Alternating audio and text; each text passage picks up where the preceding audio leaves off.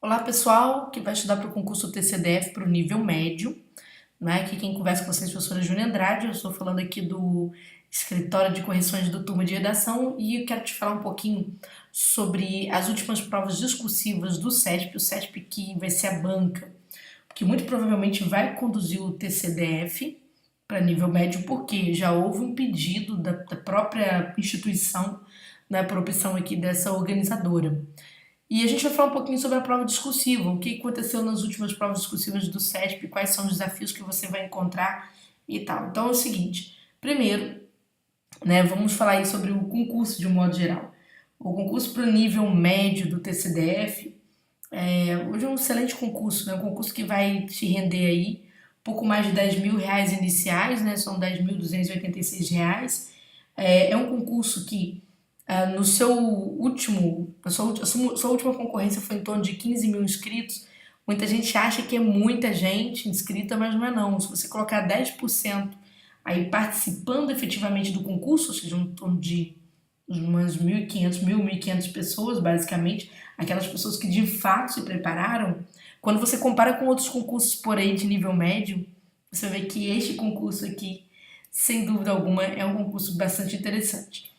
Bom, gente, provas discursivas, né? Nossa especialidade, nós vamos falar sobre elas. Prova discursiva que eu vou enfrentar, professora, é uma prova muito difícil do TCDF? Não. Se confirmar o CESP como sendo a banca, aí não. Os temas do CESP nos seus últimos concursos, eles têm sido aí, como eu coloquei para vocês no primeiro item aqui, até relativamente fáceis, tá? Por quê? A banca tem trabalhado com conteúdos bem basilares, gente. Conteúdo, por exemplo, cobrando competência do órgão. É a primeira coisa que você estuda e aquilo o professor repete, repete, repete. Então, você passa por isso várias vezes. Ela vem cobrando esse tipo de coisa. Às vezes vai cobrar assuntos que são muito básicos, né? Mesmo indo, por exemplo, a um direito administrativo, vai te cobrar, por exemplo, um ato administrativo, andou cobrando ato administrativo de prova de oficial de justiça, ou seja, o SESP está cobrando assuntos que são muito simples. É lógico que para quem está começando a estudar, parece que a gente está falando de uma coisa que é do outro mundo, mas não é não. Quando você começar a estudar as teorias, aí você vai ver que, naturalmente, a banca não tem cobrado nada difícil em discursiva. O que tem sido chato em discursiva?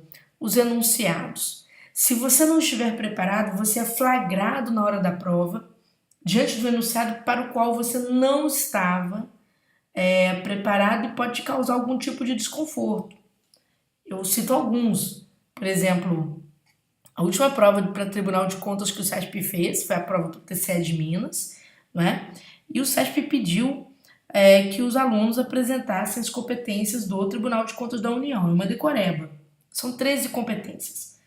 Aí você fala, poxa vida, mas a maioria dos alunos sabia falar sobre aquela competência, porque primeiro era um assunto que se repetia muito no edital, então naturalmente muita gente estudou aquilo demais. O problema é que para falar de todas aquelas competências, né, vou mostrar a prova aqui para vocês, havia outra questão também que o aluno teria que discorrer sobre finalidades e objetivos da fiscalização financeira e orçamentária. Vocês do nível médio, se já não estudaram esse assunto, vão estudar, porque está no programa de vocês também. Isso aqui foi cobrado para auditor, tá bom? Em Minas. E aí o que acontece? Muitos alunos não perceberam uma maldade que a banca jogou nas costas deles. Por quê? Ao descrever o item 1, se um aluno fosse não só apontar as competências, mas se ele resolvesse aprofundar o trabalho, o que aconteceria? Ele não conseguiria ter espaço para terminar o item 2. Porque só de competências havia 13 competências. Se você resolvesse então aprofundar essas competências, você passaria aperto.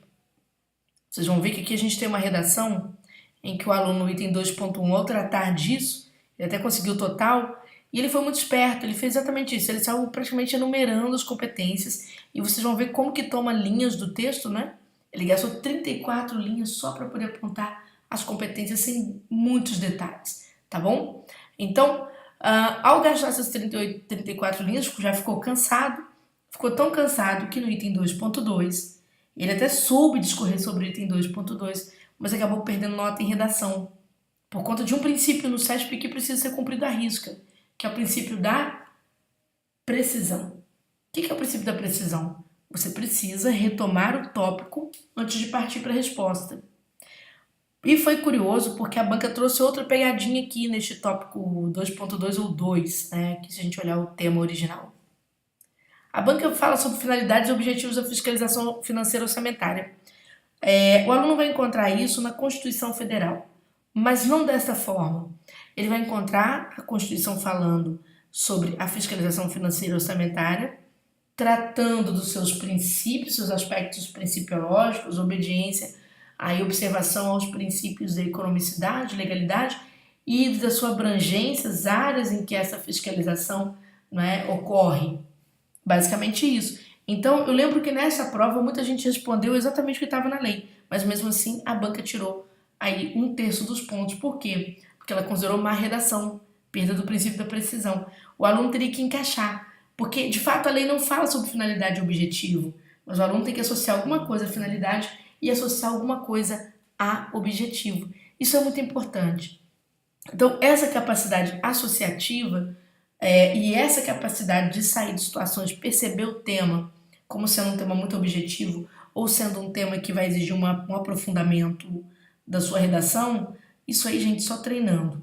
Porque senão chega no dia do concurso, alunos mais frios, né, mesmo que não tenham um total domínio do assunto, mas um pouco mais frios, percebem uma jogada da banca, vão partir para o rascunho e organizar melhor isso, e alunos que mesmo tendo estudado muito, mas um pouco mais ansiosos, mais tensos, sentindo o peso daquela cobrança, podem se atrapalhar. Ou seja, vão aprofundar o trabalho numa situação que não era para aprofundar porque não vai haver espaço. Aí começa a acontecer, a letra não fica boa, a paragrafação fica comprometida. Olha o que acontece na nota de repente, não é? Você acaba perdendo nota de apresentação, que é uma nota que em tese você não poderia perder, porque é difícil recuperar essa nota depois na fase recursal. A gente vai ver que esse aluno perde porque ele não solta muito espaço para compor seus parágrafos. O espaço é muito estreito. Tá vendo? Olha aqui. Então, ele acabou tendo prejuízo. Com medo de faltar linhas, ele começou a apertar muito o espaço. Né? É lógico que depois sobraram linhas, porque ele só saiu enumerando, sobraram aí mais umas 4 linhas para ele terminar.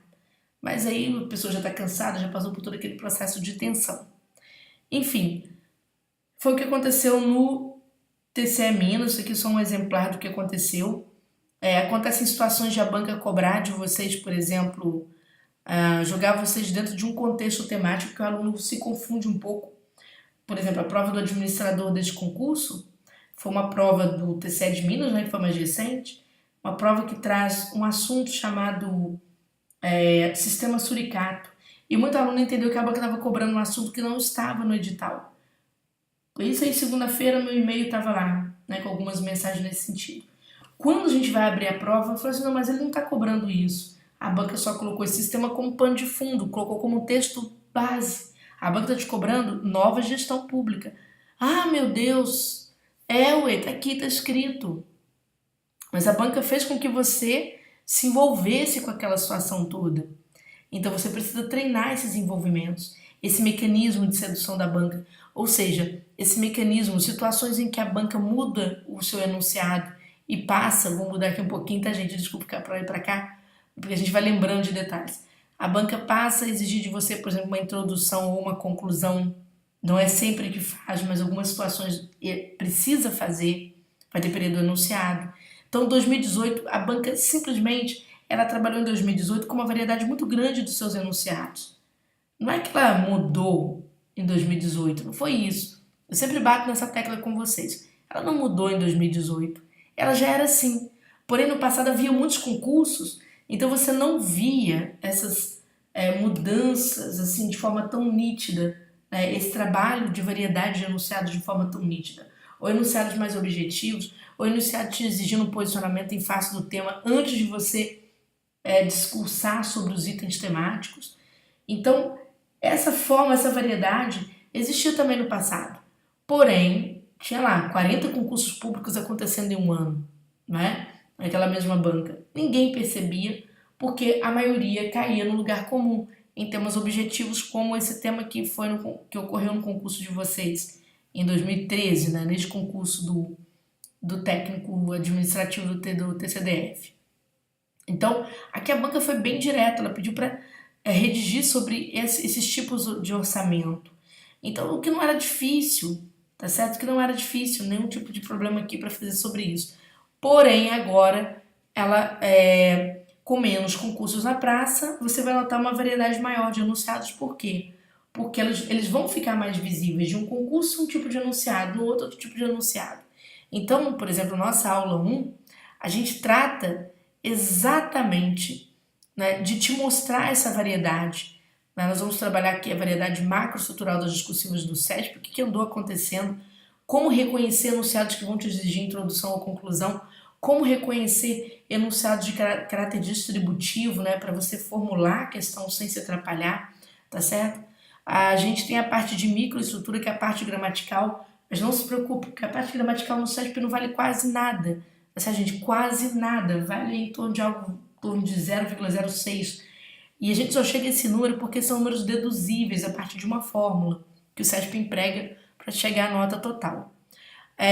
O último concurso chamou a questão específica de vocês de dissertação, simplesmente porque o edital falava sobre uma dissertação técnica, mas não houve nada de técnico, foi alguma coisa muito simples, como eu mostrei para vocês ali há pouco.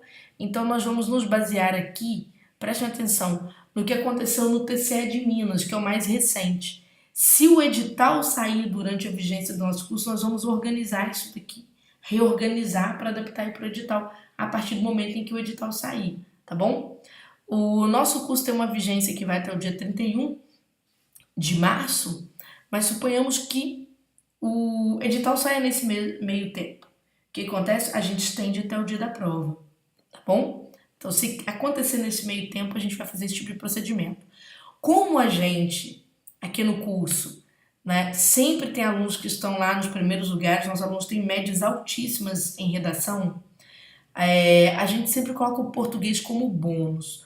Por quê, gente? Para ver se ajuda o aluno a somar pontos para que ele tenha sua redação lida. O que a gente vai querer aqui no Turma de Redação é que a sua redação seja lida, porque a gente se garante em relação à informação, em relação às nossas correções. Né? O Turma é um curso que tem pouco mais de um ano, mas os professores do Turma, eu, Júnior Andrade, e a equipe que trabalha atrás de mim, é uma equipe extremamente experiente, já trabalhou nos maiores preparatórios do país, e hoje a gente atua com uma coisa específica para discursivas, ou seja, a gente nem mistura com outras áreas para que ali o nosso site tenha foco. Então o que acontece? A gente vai colocar aqui provas de português para vocês, o mapa da prova de língua portuguesa. Na verdade são mais de 10 provas comentadas, não são só 10 provas comentadas, porque hoje a gente já tem um conjunto maior de provas, né? A gente já colocou provas de 2018 que nós escolhemos, mas já existe aí provas de 2019 que vão acontecer antes do concurso de vocês e naturalmente virão aqui para o nosso curso. Então isso aqui você tem como bônus, tem um curso de língua portuguesa. Bom, o bacana, não é, também, tanto que a gente diz que quer que a sua redação seja lida, porque a gente está acostumado aí não só a fazer um trabalho, né, de nos aproximarmos do tipo temático que vai cair. No SESP não é difícil fazer isso. Eu falo para o meu aluno que não é nenhum segredo, porque o SESP tem preferência por assuntos bem basilares, às vezes assuntos que estão na crista da onda, ou às vezes assuntos que... crista da onda quer dizer em voga, não é? Ou às vezes assuntos que têm a ver com a prerrogativa muito própria do cargo. Então não é tão complicado assim chegar. E aqui nós fomos exitosos em 2018 nestes concursos, em concursos com algumas áreas, né, bastante chamativas para o nosso trabalho. Enfim, se você gostou, tá a nossa agenda. O Turma de Redação é um curso, né, que tem, né, como eu digo para vocês vão ter aí 5 discursivas, tá certo? Essas discursivas, elas serão embasadas com aulas falando sobre a macroestrutura do SESP, apresentando para vocês variações, tem o português aí como bônus, e o curso está, gente, até o dia 10 de fevereiro. O site do Turma está com uma promoção, na nossa promoção de verão, os cursos têm até 30% de desconto para quem foi ex-aluno.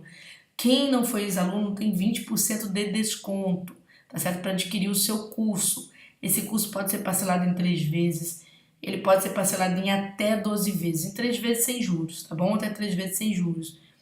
E aí, se você quiser estudar, nos procure, né? Você pode ou ingressar diretamente no curso ou simplesmente procurar aqui no nossa tela, nossa vitrine, né?